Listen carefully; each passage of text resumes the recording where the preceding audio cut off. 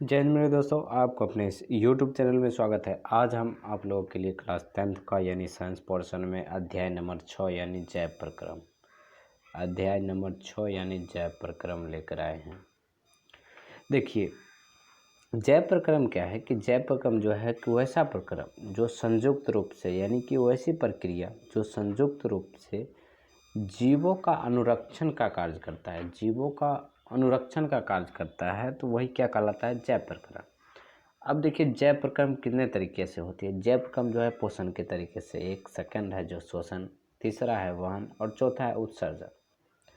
अब देखिए, पोषण जो है वो भोजन ग्रहण करना यानी पचे हुए भोजन का अवशोषण और शरीर द्वारा अनुरक्षण के लिए उपयोग, उसका जो उपयोग किया जाता है यानी कि शरीर के लिए रक्षा के लिए जो भोजन का उपयोग किया जाता है वही क्या कहलाता है, पोषण। यानी कि भोजन का ग्रहण करना और भोजन का अवशोषण एवं शरीर द्वारा अनुरक्षण के लिए यानी कि रक्षा के लिए उसका किस तरह से उपयोग किया जाए या उसका उपयोग करना पोषण कहलाता है।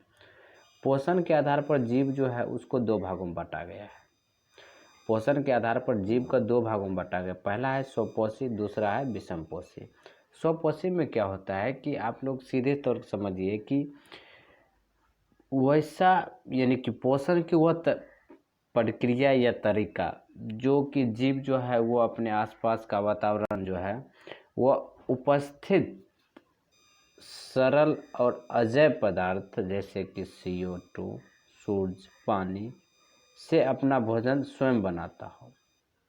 देखिए, आप लोग जब पिछले कक्षा में थे तो आप लोग सीधे पढ़ते थे कि जो वैसा जीव जंतु जो अपना भोजन स्वयं बनाता यानी कि स्वयं करता हो तो दूसरे पर आश्रित ना हो, वही बहुत। लेकिन आप लोग अगले क्लास में आ गए हैं तो इसमें की परिभाषा आपको सही ढंग से करना होगा। तो देखिए क्या है कि पोषण का वह तरीका जिसमें कि जीव या जंतु अपने आसपास का वातावरण में उपस्थित, उसके जीव के आसपास जो वातावरण है उसके उपस्थित सरल और अजैव पदार्थ जैसे कि CO2, पानी, सूर्य का प्रकाश से अपना भोजन बनाता हो, वो क्या कहलाएगा, स्वपोषी यानी कि हरे पेड़ पौधा। विषमपोषी यानी कि पोषण का वह तरीका जिसमें कि जीव अपना भोजन स्वयं नहीं बनाता हो बल्कि वह भोजन के लिए अन्य जीव पर निर्भर रखता हो जैसे कि मानव, अन्य जीव जंतु, ये जो है।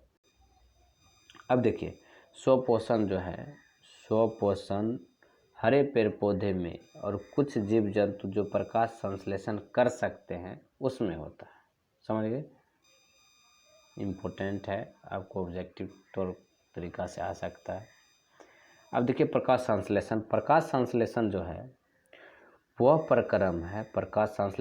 प्रक्रम है जिसमें कि स्वपोषी जो है वो बाहर के लिए पदार्थों को ऊर्जा को संचित रूप में परिवर्तन कर देता है। यानी कि ये पदार्थ जो है वो कार्बन डाइऑक्साइड और जल के रूप में लिए जाते हैं। यानी कि प्रकाश संश्लेषण प्रक्रिया जो है वो क्या है कि स्वपोषी बाहर से लिए पदार्थों का ऊर्जा जो है वो संचित रूप में परिवर्तन कर लेता है। और ये पदार्थ जो है वो क्या है, कार्बन डाइऑक्साइड और जल है, जो कि सूर्य प्रकाश तथा क्लोरोफिल की उपस्थिति में कार्बोहाइड्रेट में परिवर्तन कर दिए जाते हैं। बस यही हो गया प्रकाश संश्लेषण की क्रिया। जैसे कि यानी कि CO2 कार्बन डाइऑक्साइड का 6 अणु और 12 जो है वो जल लेंगे, दोनों को मिलाएंगे और किसकी उपस्थिति में मिलाएंगे, तो क्लोरोफिल और सूर्य प्रकाश की उपस्थिति में मिलाएंगे। उसके बाद बनेगा कि C6H12O6 और +6O2 और +6H2 जिसमें कि ऑक्सीजन और जल बाहर निकलता है। यानी कि यहाँ ऑक्सीजन और जल जो है वो दोनों खंडित होकर बाहर निकल जाता है। तो यही प्रक्रिया है वो प्रकाश संश्लेषण की प्रक्रिया होगी।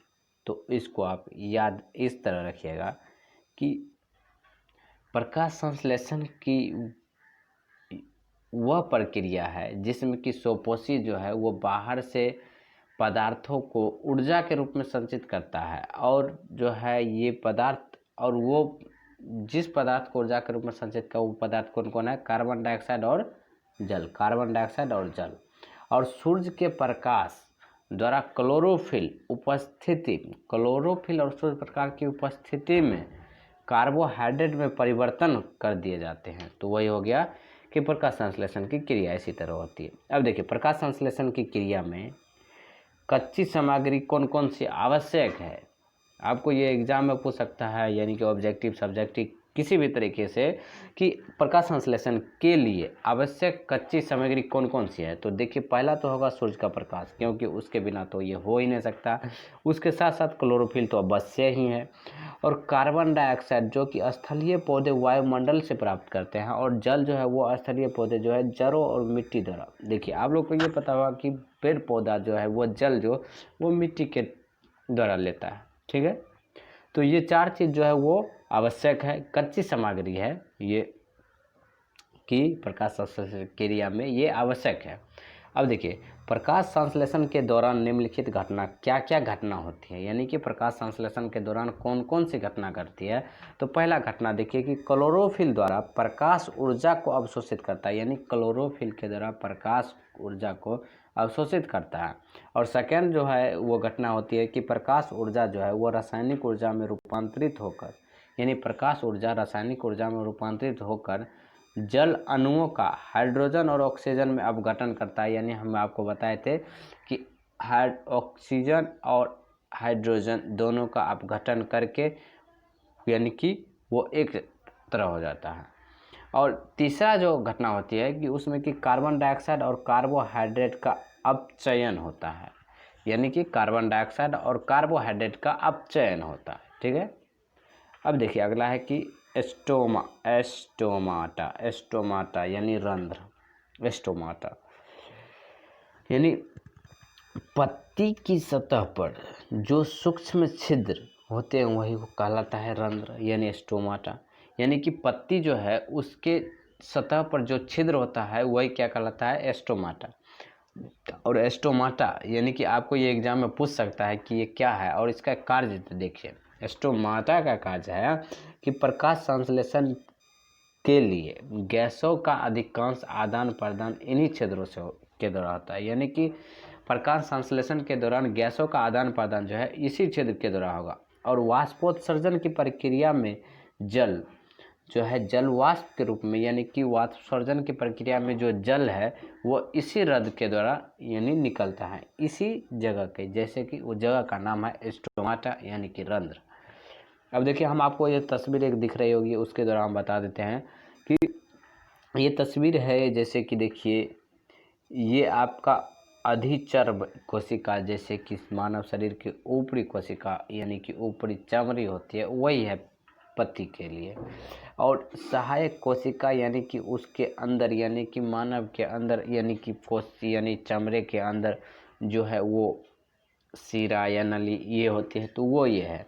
और द्वार कोशिका जो है ये छोटे छोटे जो आपको वाइट कलर में दिख रहा होगा वो है द्वार कोशिका। और रंध्र जो है वो देखिए आपको एक आँख की तरह दिख रहा होगा ऐसा, यानी कि छिद्र, वही है रंध्र छिद्र, ठीक है। अब देखिए, अगला जो है कि विषमपोषी यानी कि हेट्रोट्रोफिक न्यूट्रिएशन, समझ गए। विषमपोषी क्या है कि विषमपोषी जो है वो 3 भागों में बांटा गया है: प्राणी समपोषी, मृतजीवी और परजीवी पोषण, समझ गए। हम आपको बताए थे कि पोषण 2 भागों में था, वैसी का स्वपोषी के आगे विषमपोषी जो था सेकंड, उसी का है 3 रूप, यानी कि प्राणी संपोषण, मृतजीवी और परजीवी। प्राणी संपोषण को हम देखते हैं कि प्राणी संपोषण क्या है कि इसमें जीव संपूर्ण भोज्य पदार्थ जो है वो अंतःग्रहण करते हैं तथा उसका पाचन शरीर के अंदर होता है। यानी कि शरीर भोज्य पदार्थ का अंतःग्रहण करते हैं, समझ गए, अंत में ग्रहण करते हैं, समझ गए। और उसका जो पाचन होता है वो शरीर के अंदर, जैसे अमीबा और मानव, समझ गए। अब देखिए मृत जीवी में क्या होता है कि मृत जीवी अपना भोजन जो है वो मृत जीवों के शरीर वो सड़े गले कार्बनिक पदार्थ जो है तो उससे प्राप्त करता है, जैसे फफूंदी, कवक। एग्जाम्पल साथ साथ दे रहे हैं, आपको याद रखना है कि आपको ऑब्जेक्टिव और सब्जेक्टिव दोनों में आ सकता है, समझ गए मेरे दोस्तों। अब देखिए परजीवी यानी कि अन्य जीवों के शरीर के अंदर परजीवी मतलब यानी कि अन्य जीवों के शरीर के अंदर या बाहर रहकर उसका बिना मारे, यानी कि उस जीव को बिना मारे वो अपना पोषण करता है, यानी अपना भोजन, अपना रहन सहन के लिए जुगाड़ लगाता है। तो वो कौन सा आ गया? अमरबेल, जू यानी कि शरीर में जो रहता है जैसे मानव और जीव जंतु सभी के, और फीता कृमि, ये तीनों जो है ये ऐसा है कि वो शरीर के अंदर या बाहर रहेगा, वो अपना पोषण भी करेगा लेकिन वो जीव को मारता नहीं, ठीक है। अब देखिए हम आपको डिटेल्स में बताएंगे कि अमीबा का पोषण कैसे होता है। अमीबा इस तरह से दिखेगा, उसका एक रूप है, और ये है खाद्य पदार्थ, यानी कि जो लाल सा है वो खाद्य पदार्थ है।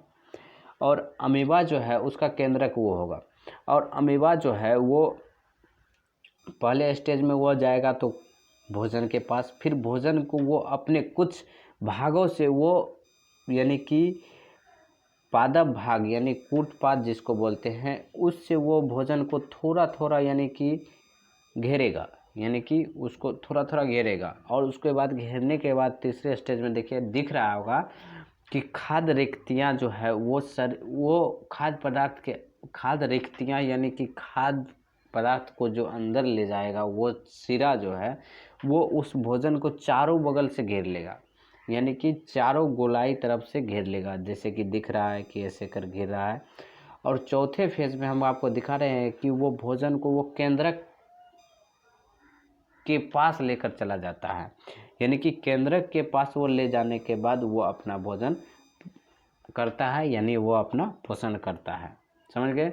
हम आपको देखिए ये तो चित्र के माध्यम से था, और यहाँ पर देखिए आप इस तरह एग्जाम में लिख सकते हैं कि अमीबा जो है वो भोजन को अपना पादप भाग की सहायता से घेर लेता है, यानी हम आपको बताए थे, देखिए ये पादप भाग यानी कि कूटपाद उसके सहायता से घेर लेता है। फिर खाद्य रिक्तियाँ जो है वो जटिल पदार्थ का विघटन सरल पदार्थों में क्या करता है, यानी कि खाद्य रिक्तियाँ जो वो है वो कि जटिल पदार्थ जो उसको विघटन पदार्थ हम कर देता है, और बचा हुआ अपच कोशिका जो है वो सतह की ओर गति करने लगता है, और ये शरीर के अंदर यानी निष्कासित कर दिया जाता है, समझ गए। इस तरह अमीबा अपना पोषण करता है। अब देखिए सेकेंड है कि पैरामेशियम जो है वो अपना पोषण कैसे करता है। तो पैरामेशियम जो है वो पक्षवाद यानी कि कोशिका की पूरी सतह को ढके रहते हैं, उसी को पक्षाव कहते हैं। और ये जो है कि भोजन को एक विशिष्ट स्थान से ग्रहण कर लेता है, यानी कि वो इस तरह अपना भोजन यानी पोषण करता है। देखिए इस तरह अपना पैरामेशियम अपना भोजन करता है। उसके बाद देखिए कि मनुष्य जो है वो किस तरह से पोषण करता है। मनुष्य जो है वो पहले अंतःग्रहण करता है, फिर पाचन करता है, फिर अवशोषण करता है, फिर स्वंगीकरण करता है, फिर वायुक्षेपण करता है, यानी कि वो 5 तरीक़ा से अपना भोजन करता है। और देखिए हम आपको आहार नाल से मूल रूप से यानी कि मुंह से यानी कि गुद्दा तक का विस्तृत एक नली होती है, उसी का पूरा हम डिटेल से बताने जा रहे हैं। देखिए पहले तो देखिए कि मुंह में क्या करता है, भोजन का अंतःग्रहण करता है। फिर दांत जो है वो भोजन को चबाता है, टुकड़ा टुकड़ा करता है। और जीवा जो है वो लार के साथ पूरी तरह मिलाता है। जीव का बहुत बड़ा योगदान होता है, अगर वो लार में नहीं मिलेगा तो भोजन वो अटक सकता है कहीं भी। वो लार को इस तरह से यानी मुलायम कर देता है भोजन को, वो सीधे चला जाता है अमाशय में। लार ग्रंथि जो है लार ग्रंथि, देखिए ये जो लार ग्रंथि है वो लार ग्रंथि से निकले वाले रस को लार रस कहते हैं। और ये स्टार्च एक लार जो है एमिलेंस एंजाइम माल्टोस शर्करा होता है। समझ गए? ये तो था कि वो ऊपर मुख का भाग। अब देखिए भोजन ग्रासित जो है वो मुंह से आमाशय तक भोजन ग्रासिक और क्रमाकुचक गति द्वारा ले जाता है, यानी कि लुढ़कते हुए धीरे धीरे भोजन आमाशय तक जाता है। और ग्रासिक की मांसपेशियां संकुचन और शिथिलन, इसकी जो मांसपेशियां होती है वो संकुचन और शिथिलन होती है, जैसे कि भोजन वो चला जाता है, यानी कि जब ये संकोच होता है तो वो चला जाता है, फिर शिथिलन होता है तो भोजन वहाँ आके रुक जाता है।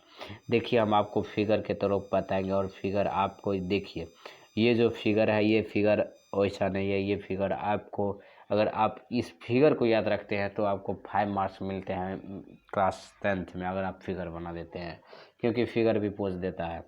देखिए ये जो भाग है ये आपको पीला और लाल के बीच वो मुख का भाग है, यानी कि वो मुख का, और ये जीभ है। और ये जो लाल लाल दिख रहा होगा ये ग्रासिक है, यानी कि जिसके द्वारा भोजन नीचे जाता है।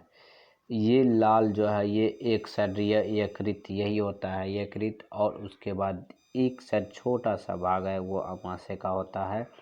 और फिर वो हरा सा जो दिख रहा है वो पित्त, यानी कि पीत का भंडार होता है, जिससे कि भोजन को उसमें, इसी के कारण आपको अगर वही खराब हो जाता है तो यानी पीत नहीं बन पाता है तो आपको डाइजेस्टिंग सिस्टम गड़बड़ा जाता है। और वो जो नली है वो पीत नली है, यानी कि भोजन को पचाने में कितने भी विष की, यानी कि पॉइजन की आवश्यकता होती है, तो वो भी वही है पित्त। और ये जो आपको दिख रहा होगा सांप के जैसा वो क्या है, क्षुद्रांत। और ये अग्नाशय, यानी कि ये अग्नाशय है। और ये जो है परिसेरिका। और ये जो बाहर का ये छोटा छोटा भाग दिख रहा होगा वो है कोलोन। और ये है गुद्दा द्वारा। समझ गए? अब देखिए अमाशय जो है वो जठर ग्रंथि यानी पेप्सिन, हाइड्रोक्लोरिन और स्लोमा, ये जठर ग्रंथि तीनों होती है। अमाशय में भोजन जाने के बाद ये क्या कराता है कि वो पहले पेप्सिन में भोजन को प्रोटीन का पाचन करता है। जो प्रोटीन है, पेप्सिन का काम है कि पाचक एंजाइम, यानी कि वो प्रोटीन को पाचक करता है। और हाइड्रोक्लोरिक का है कि अम्लीय माध्यम से तैयार करता है, कि जो पेप्सिन की क्रिया होती है उसमें सहायक होती है। और स्लोमा यानी कि अमाशय के आंतरिक स्तर की अम्ल से रक्षा करता है, वो क्या है, स्लेमा। देखिए मेरे दोस्तों, हम आपको ऐसा यानी कि नोटबुक यानी कि आपको ऐसा दे रहे हैं कि कोई भी यूट्यूब पर इतना भी अच्छा से नहीं दिया होगा। और हम बता देते हैं कि आपको ये एग्जाम में आ सकता है और इस तरह से आप लिख सकते हैं डिटेल, यानी कि आपको हम सब्जेक्टिव ऑब्जेक्टिव तीनों की तरीका में हम दिखा रहे हैं।